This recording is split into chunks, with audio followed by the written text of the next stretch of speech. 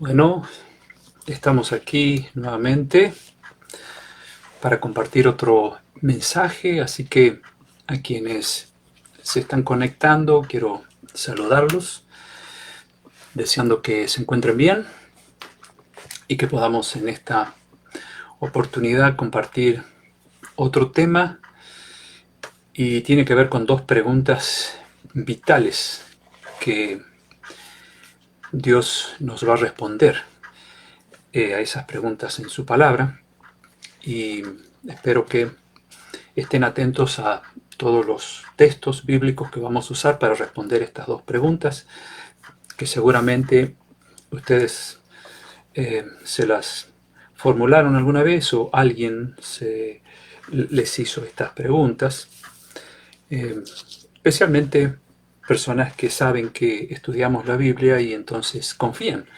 en que vamos a darles una respuesta a ese tipo de preguntas. Ya hemos analizado otras, cada tanto estamos dedicando tiempo a responder preguntas, y creo que esto es bueno porque son inquietudes que ustedes mismos van dejando, y es bueno detenerse un poquito cada tanto para dar respuesta a esas preguntas que ustedes hacen. Así que hoy vamos a responder a dos de ellas, pero necesitamos, como siempre, pedir a Dios que nos acompañe, que nos dé luz, que sea Él nuestro maestro, nuestro guía, cada vez que abrimos su palabra, porque entramos a la mente de Dios cuando abrimos la Biblia, ¿no? Entramos a esos misterios que solo Dios puede revelar cuando nosotros le pedimos en oración que nos ayude a entender esos misterios. ¿Se acuerdan del teléfono de Dios? Está en Jeremías 33:3, ¿no?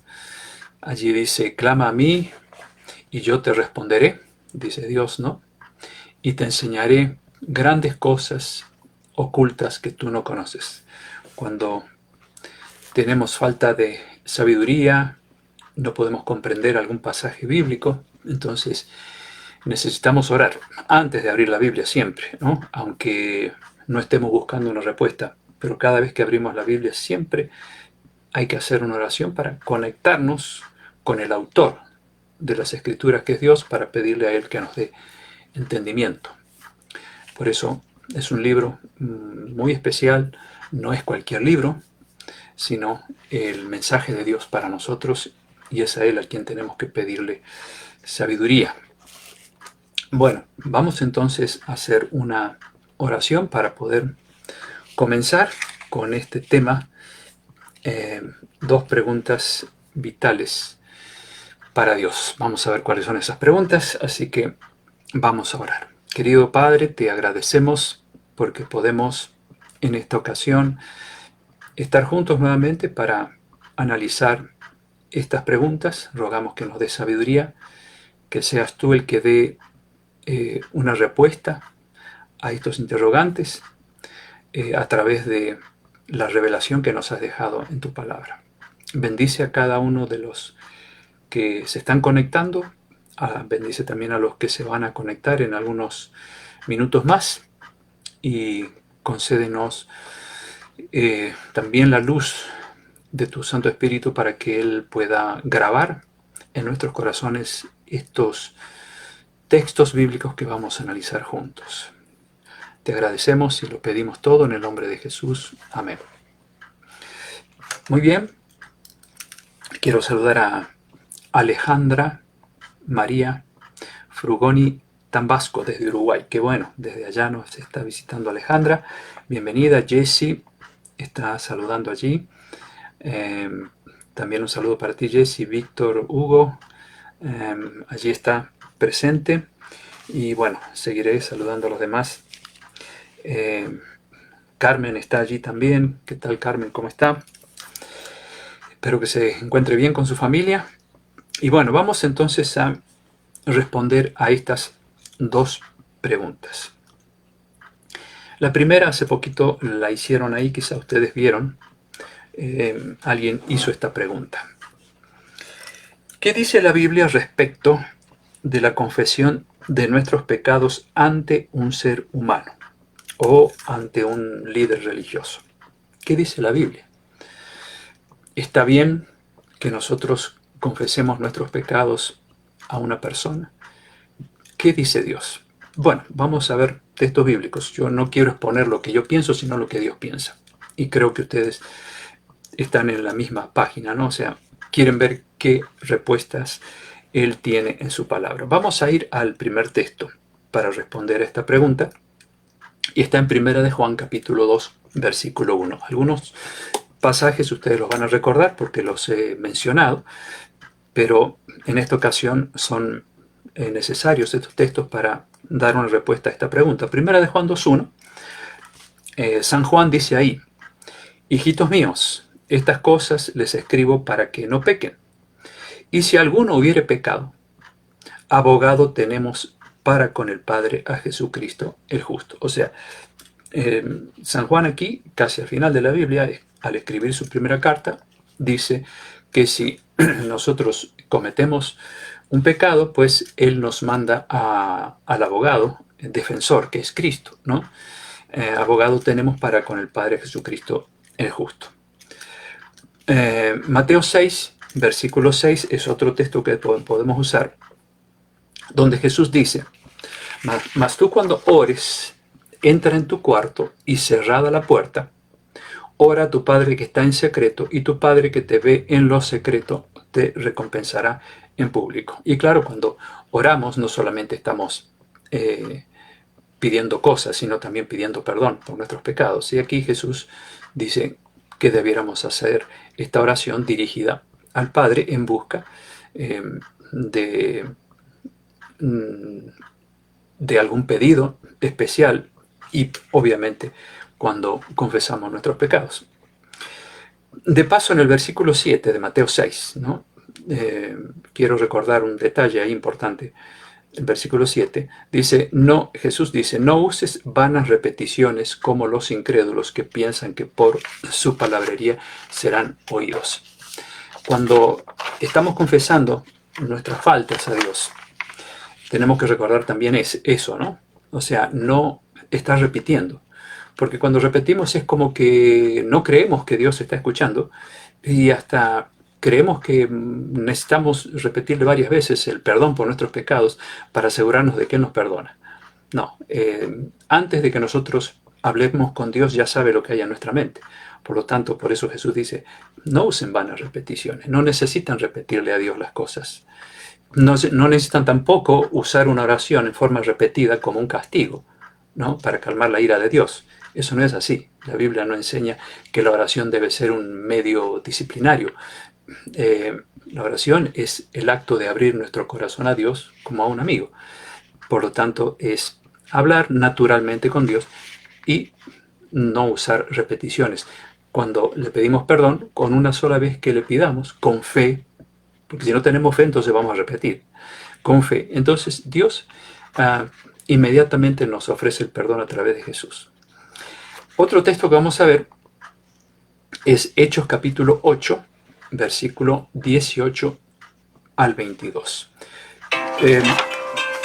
Esto es respondiendo a la pregunta, para aquellos que entraron un poquito después, que alguien nos hizo y que dice: ¿qué enseña Dios respecto de la confesión de nuestros pecados ante un ser humano? Entonces, estamos ya citando otro texto más que está en Hechos 8, 18 al 22. Allí se relata el incidente de un tal Simón, que quería comprar el don de poder otorgar el Espíritu Santo a quien lo pidiera. Y lo daría imponiendo las manos. Entonces San Pedro lo reprende y le dice que el don de Dios no se consigue con dinero. Y le responde a Simón con estas palabras: tu corazón no es recto delante de Dios. ¿Y a quién Pedro manda a que busque el perdón? Versículo 22. Le dice Pedro a Simón: arrepiéntete pues de esta maldad y ruega a Dios si quizá te sea perdonado el pensamiento de tu corazón. Aquí vemos que San Pedro no le dice a Simón: ven a mí, confiésate, sino que lo manda a Dios. Ruega a Dios si quizá te sea perdonado el pensamiento de tu corazón. Porque Simón estaba cometiendo un pecado al querer comprar el don del Espíritu Santo. Bueno, en Hechos capítulo 10, versículos 25 y 26, un poquito más adelante, tenemos esta declaración. Cuando Pedro entró, salió Cornelio a recibirle, y postrándose a sus pies, adoró. Mas Pedro lo levantó diciendo, levántate, pues yo también soy hombre. O sea, este líder religioso, como fue Pedro, él mismo le dijo a Cornelio, mira, no te postres ante mí. Yo soy hombre como tú. Y le dice entonces que vaya a Dios, ¿no es cierto? Y no a él. Aquí tenemos un hecho clave en la historia de la iglesia primitiva, cuando este hombre, líder de la iglesia, como fue Pedro, no permitió que, en este caso Cornelio, le rindiera ningún tipo de adoración o homenaje o veneración. Él le dijo, no, levántate, yo soy hombre, yo soy hombre como tú, no debes arrodillarte ante mí. ¿Qué harían ustedes si se les apareciera un ángel? Creo que lo primero que vendría quizá a nuestras mentes, si eso nos ocurre a todos, es que al ver un ser superior, luminoso, enorme, ¿no es cierto? Por los ángeles son grandes, quizá venga a nuestra mente el deseo de, ¿qué cosa? Arrodillarnos, ¿no? Porque estamos ante un ser superior. Miren lo que le pasó a San Juan, el que escribió Apocalipsis. Se le apareció un ángel, el ángel que lo acompañaba en las visiones. Está registrado esto en Apocalipsis 19:10. San Juan dice, yo me postré, cuando le apareció el ángel, ¿no?, a sus pies para adorarle. Y él me dijo, ¿qué le dijo el ángel a Juan? Mira, no lo hagas. Yo soy consiervo tuyo y de tus hermanos que retienen el testimonio de Jesús. Y el ángel le dice a Juan, adora a Dios. O sea, el ángel no permitió que Juan se inclinara ante él, se arrodillara para adorarlo, porque es lo que le dijo este ángel, mira, yo soy consiervo tuyo, o sea, soy una criatura, soy creado como tú. Entonces, ¿qué le dijo el ángel? Adora a Dios.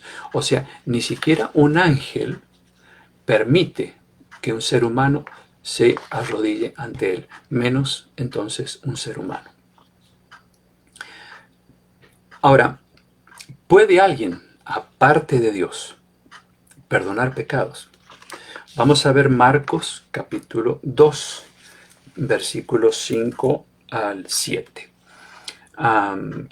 Quiero saludar a Patricio. Me alegro que estés aquí. William, Nancy, Mario, mi querido amigo.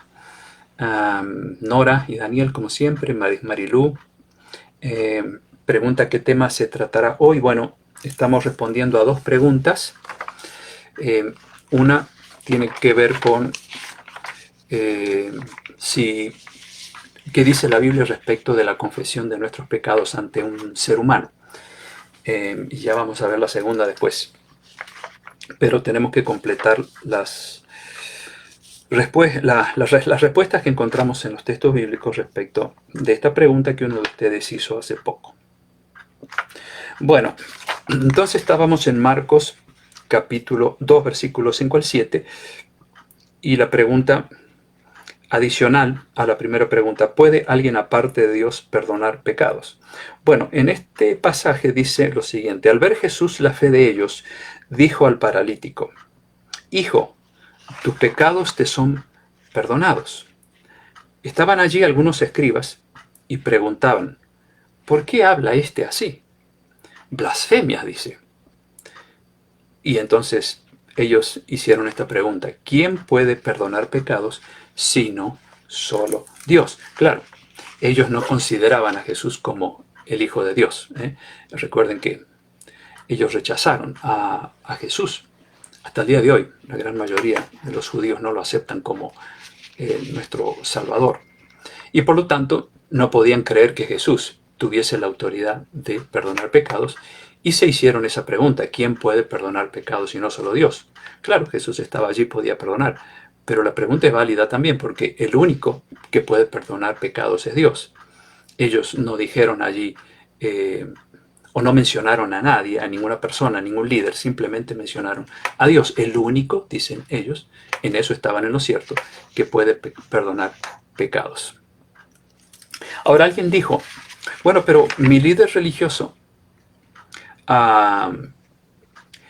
me dijo que si yo no me confieso ante él, no hay perdón de pecados de parte de Dios, porque él es como un mediador ante Dios. Noté esta pregunta que también estaba adicional a la primera pregunta. Bueno, a lo que nosotros vamos es, repito, a la palabra de Dios, nos remitimos a ella. Creo que es la autoridad máxima para darnos una respuesta a este tipo de preguntas. En San Juan 14:6, texto que hemos visto varias veces ya, Jesús dijo: yo soy el camino y la verdad y la vida. Nadie viene al Padre sino por mí. A ver si entendemos esto. O sea, Jesús dice, nadie viene al Padre. Ustedes no pueden llegar al Padre, yo no puedo llegar al Padre, sino por medio de ¿quién? Por medio de Jesús, sino por mí. O sea, Jesús está excluyendo cualquier otro ser por el cual podamos llegar al Padre. Primera Timoteo 2:5. Allí San Pablo dice, porque hay un solo mediador entre Dios y los hombres, Jesucristo, hombre, un solo mediador. No hay 2, ni 3, ni 4, ni 1000. Hay uno solo. Hebreos 7:25. Allí San Pablo dice que Jesús tiene un sacerdocio inmutable, que no se puede cambiar. Y dice lo siguiente, por lo cual puede también, hablando de Jesús, salvar perpetuamente a los que por él se acercan a Dios, ¿no? Viviendo siempre para interceder por ellos. O sea, ¿quién vive siempre para interceder por nosotros? Jesús. Él está continuamente intercediendo por nosotros. No tenemos que dudar en lo más mínimo de que cuando le estamos hablando al Padre por medio de Jesucristo, Él escucha, Jesús intercede, y Él es nuestro abogado, defensor, el abogado que nos ofrece el perdón. ¿Queda claro? En Hebreos capítulo 4, versículo 15 y 16, San Pablo dice lo siguiente: acerquémonos pues confiadamente al trono de la gracia, o sea, donde está Dios, para alcanzar misericordia y hallar gracia para el oportuno socorro. O sea, la gracia de Dios va acompañada del perdón, de su poder para ayudarnos a ser fieles a Él, y allí dice San Pablo que nos tenemos que acercar. Y dice confiadamente, o sea, no duden. Si van a pedir perdón, pues tengan confianza que Cristo les va a perdonar. Él es el puente que une al hombre con el Padre, el único mediador. Nadie viene al Padre sino por Él. Así que bueno, estos son algunos de los muchos textos que dan respuesta a la pregunta que hizo uno de ustedes respecto de si, qué dice Dios en relación a la confesión ante una persona. En la Biblia, de paso, no van a encontrar ni un solo caso de que una persona esté confesando sus pecados a un líder religioso. No existe ningún relato sobre eso. Pero sí existen estos textos y muchos más que nos hablan claramente de que nuestros pecados deben ser confiados y confesados únicamente a Dios el Padre por medio de Jesucristo. Y como siempre digo, para los que creen diferente, nosotros pues respetamos a los que puedan tener otras prácticas. no estamos aquí condenando a nadie, estamos mostrando lo que Dios nos dice en su palabra. Cada uno pues puede decidir qué hacer. Yo me remito a ella y creo que es la autoridad máxima para cualquier tipo de enseñanza. Por lo tanto, eso es lo que Dios nos responde a esta primera pregunta. Vamos a la segunda pregunta. ¿Qué piensan ustedes, dijo alguien, acerca de María, la madre de Jesús? Bueno, en primer lugar, yo voy a decir lo que pensamos. En primer lugar, fue María la muy favorecida. Estoy citando algunas palabras que están allí en los evangelios, ¿no? La muy favorecida. Fue la bienaventurada madre de Jesús. María es un verdadero ejemplo de madre digno de ser imitado. Ya vamos a hablar un poquito más de esto. María fue el instrumento maravilloso escogido por Dios por medio del cual nacería nuestro Salvador. María fue una mujer consagrada y temerosa de Dios. Y la verdad que haber elegido Dios a esta jovencita, sin duda que vio en ella las cualidades que necesitaba una mujer para confiarle a Jesús, que a través de ese misterio, ¿no?, se hizo nada y se fue allí al vientre de María a gestarse a partir de una pequeña célula, un misterio, ¿no? Un misterio que no se puede entender, pero así tuvo que ocurrir para que Jesús pudiese nacer aquí y venir a salvarnos. Dios no iba a elegir a cualquier mujer, pero vio en María una mujer maravillosa, la bienaventurada Virgen María. Eso es lo que pensamos los que estudiamos la palabra de Dios, que María es un ejemplo de mujer, que si todas las madres del mundo imitaran su ejemplo, no habría tantos hijos descarriados, no habría tantos hijos extraviados en los vicios, no habría tantos hijos desobedientes a los padres.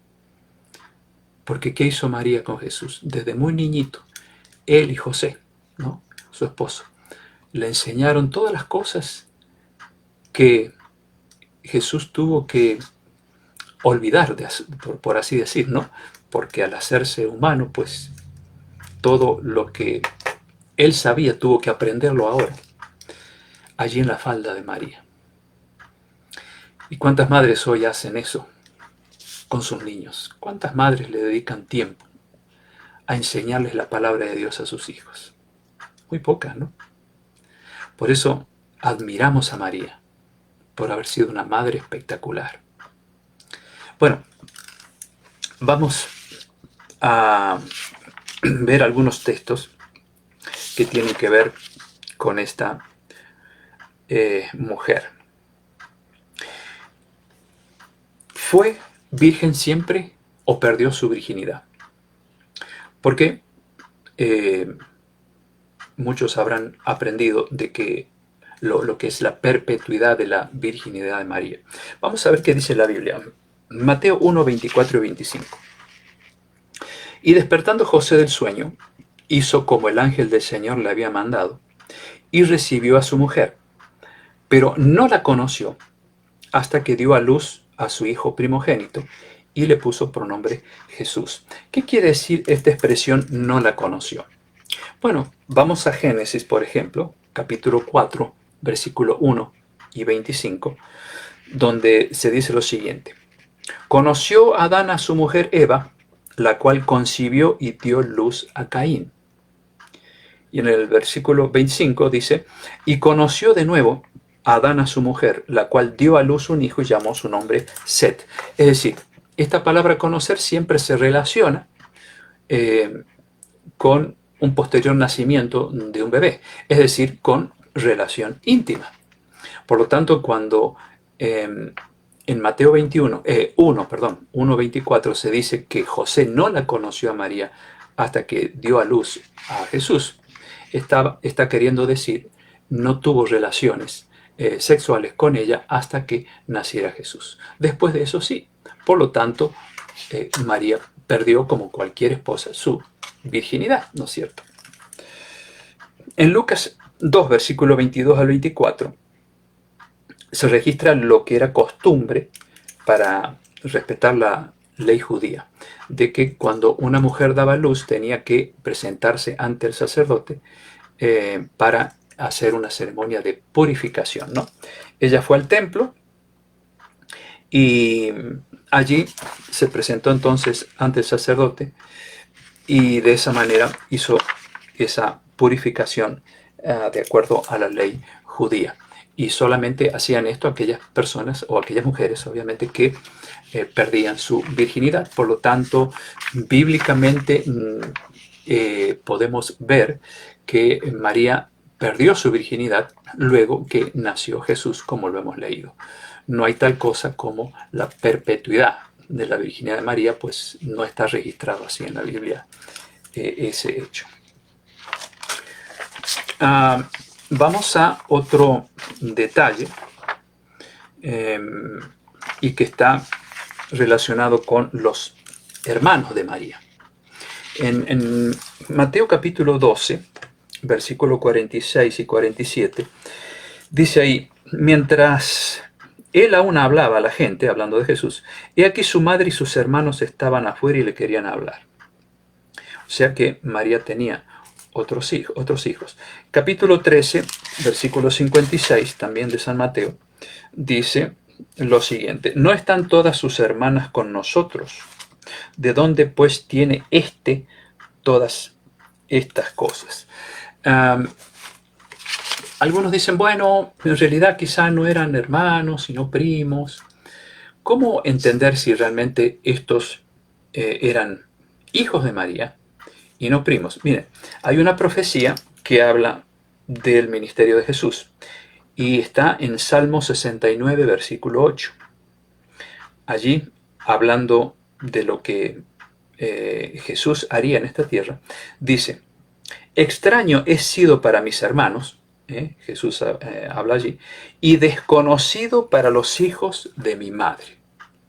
Entonces ya la profecía indicaba claramente que María no solo sería la mamá de Jesús, sino que tenía otros hijos, tal como dice Salmo 69, versículo 8.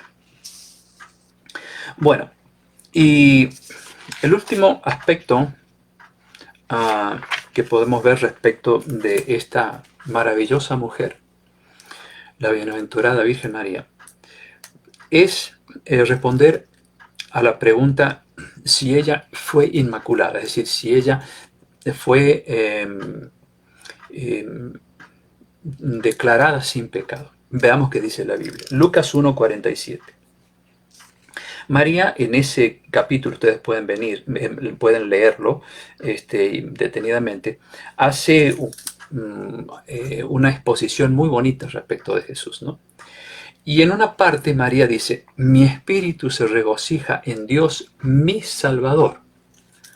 ¿Por qué María le dice a Jesús, Dios mi Salvador? Si ella no tuviese pecado, no necesitaría de un Salvador, ni diría mi Salvador. En Romanos 3, capítulo 3, versículos 10 al 12, San Pablo dice, como está escrito, no hay justo ni aun uno, todos se desviaron, no hay quien haga lo bueno, no hay ni siquiera uno.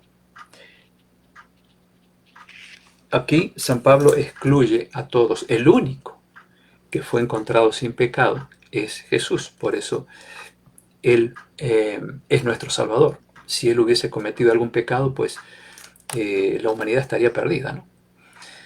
Pero aquí San Pablo dice que todos han pecado. No hay ni siquiera uno que sea bueno, es decir, no hay ninguno que sea impecable. Todos han pecado. El único que no es que no ha pecado, es Jesús. Por lo tanto, la idea de que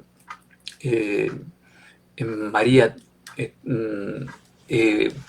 sea considerada sin pecado, pues no es bíblico, no es bíblico.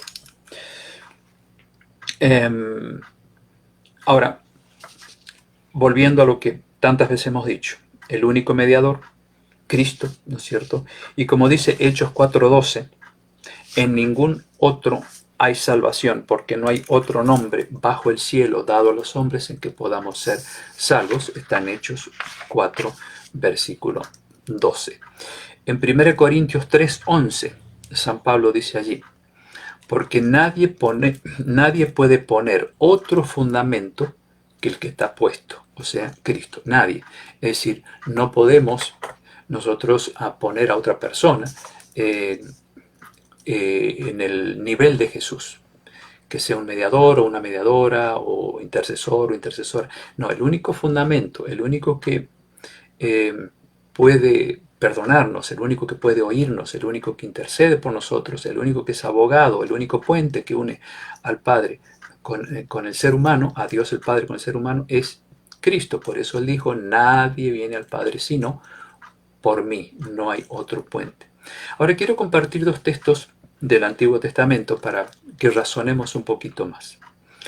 Uno está en Isaías 42:8 y el otro también en el mismo profeta, ya les voy a decir en qué capítulo. Isaías 42:8 habla Dios allí, dice, yo Jehová, este es mi nombre, y a otro no daré mi gloria ni mi alabanza a esculturas. O sea, aquí Dios dice, no voy a compartir mi gloria con nadie más. Es decir, mi gloria es mi poder, mi omnipotencia, ¿no es cierto? Las cualidades que solo le pertenecen a Dios, Él no las puede compartir con nadie. Y en el mismo libro, Isaías 48:11, dice allí, y mi honra, dice Dios, no la daré a otro. Dios tiene 4 cualidades que solamente le corresponden a Él. Él es omnipresente, o sea, está presente en todas partes al mismo tiempo. Es omnisciente, lo sabe todo. Es todopoderoso y es inmortal. Esas 4 cualidades solamente le corresponden a Dios. Si consideráramos la posibilidad de que haya otro ser que estuviese ocupando el lugar de Cristo o ayudando a Cristo, ¿no? Intercediendo o obrando como mediador o mediadora, entonces nos encontramos con que hay una persona, presuntamente en el cielo, que tiene las cualidades que Dios tiene, porque ¿cómo hace un ser humano, por más santo y bueno que haya sido, allí en el cielo, para oír millones de oraciones que se le están haciendo? ¿Cómo hace un ser humano para responder a esas oraciones? ¿Cómo hace un ser humano para actuar como Dios? Es decir, tener ese poder para responder oraciones, cuando en realidad un ser humano no tiene las cualidades que solo le corresponden a Dios. No sé si me hago claro. Por eso Dios dice, yo no voy a compartir mi gloria con nadie, no voy a dar mi honra a otra persona. ¿Por qué? Porque no hay otro Dios. No hay quien pueda competir con Dios. Dios es uno solo. Entonces Él no puede compartir su divinidad con nadie. De allí que la palabra de Dios es terminante al insistir en que el único mediador es Cristo, el único puente por el cual vamos al Padre es Cristo. ¿Por qué? Porque Él también tiene la omnipresencia, omnisapiencia, es todopoderoso y es el único. Inmortal de paso. Si aceptáramos de que existe alguien más que está intercediendo, entonces tenemos que aceptar la teoría de la inmortalidad del alma. Pero el único que es inmortal es Dios. Por lo tanto, los demás seres que han sido hijos de Dios, han sido fieles, han sido personas muy consagradas, descansan hasta el día glorioso cuando Jesús los llame de sus tumbas. Y entonces sí, entonces en ese momento sí seremos todos inmortales, como San Pablo dice en 1 Corintios capítulo 15, 50 en adelante, ¿no? Allí seremos revestidos de inmortalidad. Mientras tanto somos mortales, ¿no? Por eso, cuando razonamos y pensamos de esta manera en las cualidades que Dios tiene en estos textos bíblicos, por qué Dios menciona eso, es para que entendamos que Dios no puede conceder el privilegio de ser intercesor o intercesora o mediador o mediadora a nadie, porque Él dice, yo no compartiré mi gloria ni mi honra con nadie, porque de hacerlo, entonces Él estaría creando un Dios.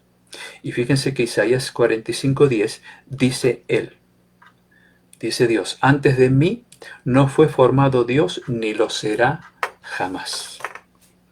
Por lo tanto, Dios no se ha propuesto crear ni siquiera un diosecito que le ayude.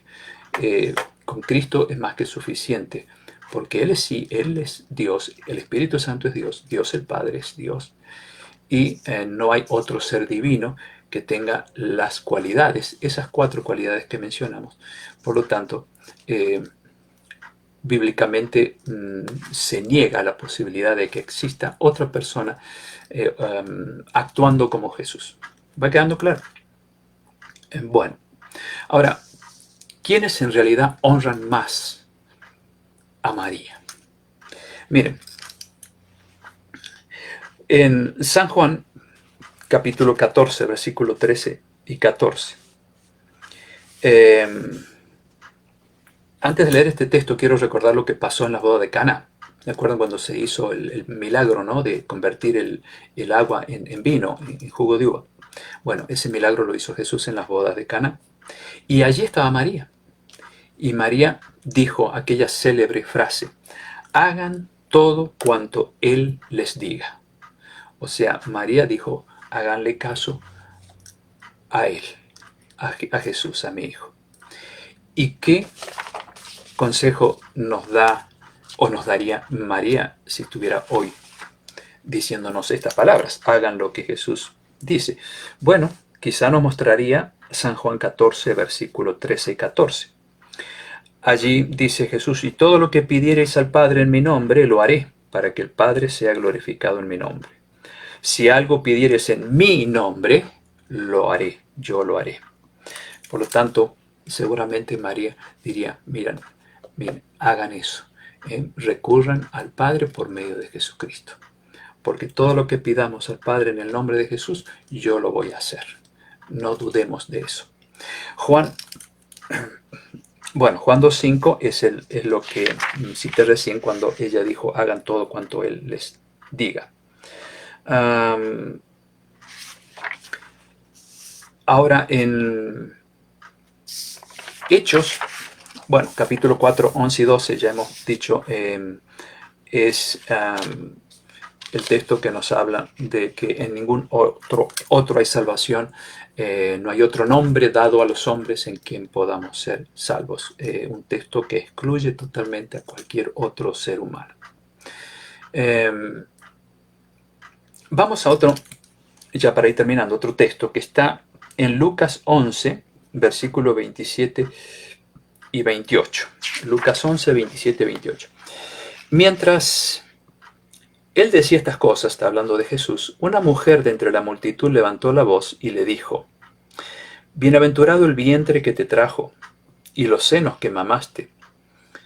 Y él les dijo, antes, bienaventurados los que oyen la palabra de Dios y la guardan. Qué buena respuesta, ¿no? Allí una mujer, pues, queriendo exaltar a María, obviamente porque fue un instrumento elegido por Dios.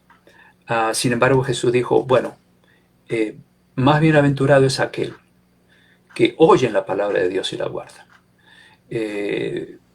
En otras palabras, no quiso Jesús exaltar ahí a su mamá, sino más bien exaltar al hecho de que son bienaventurados aquellos que oyen la palabra de Dios y la guardan, que es lo que precisamente María siempre aconsejaría, ¿no? Como lo hizo en las bodas de Cana. Hagan todo lo que Él les dice. Por lo tanto, la mejor manera de honrar a este ser maravilloso es obedecer las enseñanzas de la palabra de Dios. Y si nosotros hacemos eso, pues andaremos siempre por el camino de la verdad. Hacer lo que ella, desde muy jovencita, le enseñaba al niñito Jesús allí en su falda. Las historias, desde el Génesis hasta el último profeta del Antiguo Testamento, todo eso se lo tuvo que enseñar María a Jesús. Y cuando Jesús tenía tan solo 12 años, dejaba a los maestros judíos con la boca abierta en el templo. Y ellos decían, ¿de dónde sabe tantas cosas este niño? ¿De dónde? Pregúntenle a su mamá, de María y de José. Esos padres que cumplieron con la función que todo padre hoy día y toda madre debieran cumplir. Enseñarle la palabra de Dios a los niños desde muy chiquitos. Y Dios les va a dar sabiduría, tanto a los padres como a los niños, para entender estas enseñanzas tan hermosas, que precisamente, como dijo cierta vez Jesús al Padre en una oración, Él le dijo que estas cosas tú las has guardado, estos misterios, para revelárselas a los niños, le dijo Jesús al Padre. O sea que un niño puede comprender la palabra de Dios.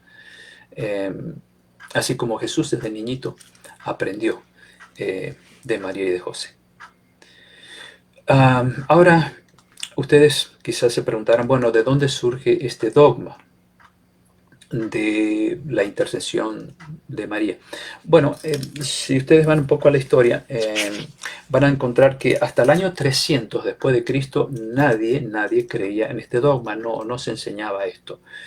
Pero en el concilio de Calcedonia, entre los siglos IV y V, allí hubo un concilio, especialmente en el siglo V, llamado de Calcedonia, donde se decretó la adoración de María y se la llamó también Madre de Dios. Obviamente dogmas humanos, no basados en la palabra de Dios, sino dogmas como muchos otros que han ido surgiendo y que se los ha enseñado como si fueran enseñanzas o dogmas bíblicos, pero no es así. Pero, como dije al principio, somos muy respetuosos de los que creen diferente. Bueno, espero que la respuesta a estas dos preguntas haya sido clara, que hayan tomado nota de estos pasajes y que cuando hablemos con alguien que cree diferente, tratemos este tema con todo el amor que se merecen.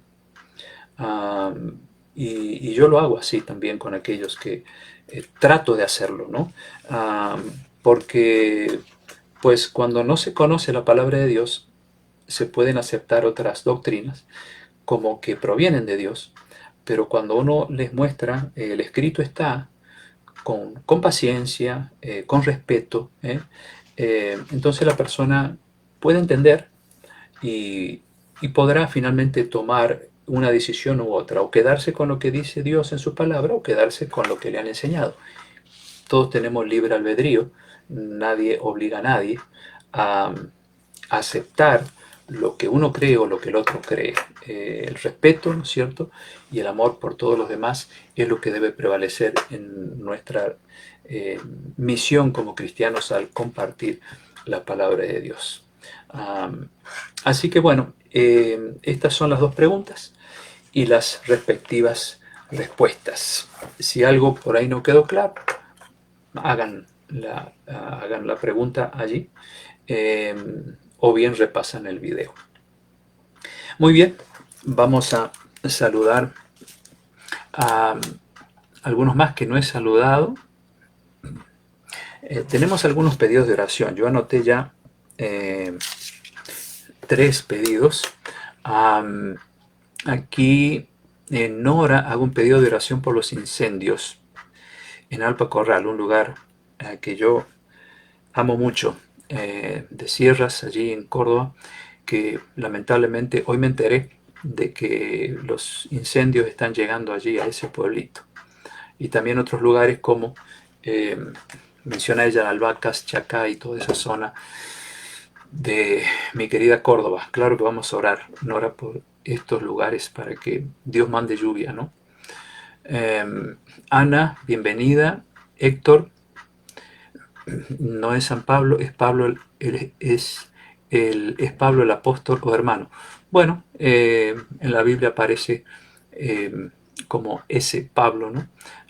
En realidad, san es una abreviatura de santo, ¿no? Santo es un sinónimo de cristiano, ¿no?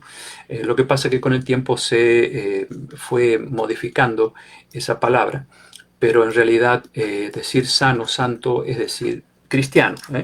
Pablo era un cristiano. Dani está saludando. Leí por ahí que Satanás no puede entrar en nuestra mente si nosotros le permitimos. Exactamente, Dani. Sí, él no puede meterse en nuestra mente. Eh, pero si nosotros se lo permitimos, claro, él puede impresionar nuestra mente para mal, ¿no? Pero recuerden que la defensa más poderosa del cristiano es la oración, el estudio de la palabra, tener siempre un escrito está ante las insinuaciones de Satanás. Por lo tanto, no puede meterse. El único que puede meterse, y con nuestro permiso, es Dios. Sin embargo, Él ya conoce todo lo que hay dentro de nuestra mente. Pero es el único que puede entrar aquí para cambiar nuestros pensamientos, para corregir nuestros errores, para transformar nuestro carácter. Por eso en Apocalipsis 3:20 ustedes van a ver ahí que Jesús dice: yo estoy a la puerta y llamo, ¿no? Si alguno oye mi voz y abre la puerta, entraré a él y cenaré con él y él conmigo. Él está llamando. Él es muy caballero. No va a entrar a nuestra mente, a nuestro corazón, simbólicamente hablando, sin el permiso nuestro. Pero el diablo quiere atropellar la mente, y si nosotros nos descuidamos, él puede impresionar, no meterse en nuestros pensamientos, porque solo los conoce Dios, y puede causar daño en nuestra mente, llevándonos por malos caminos. Bienvenida Zoila, Liliana querida, ¿cómo estás? Y Jorge seguramente allí debe estar. Un saludo para los dos, Mabel, Ruth, y Ana está pidiendo por su hija Jocelyn, que tendrá cirugía el viernes. Bueno, entonces vamos a anotar este pedido de Ana.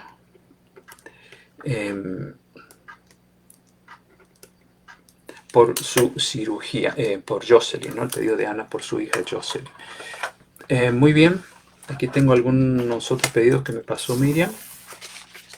Así que vamos a tener este momento de oración. Y creo que también tenemos que pedir a Dios que nos ayude a ser sinceros con su palabra.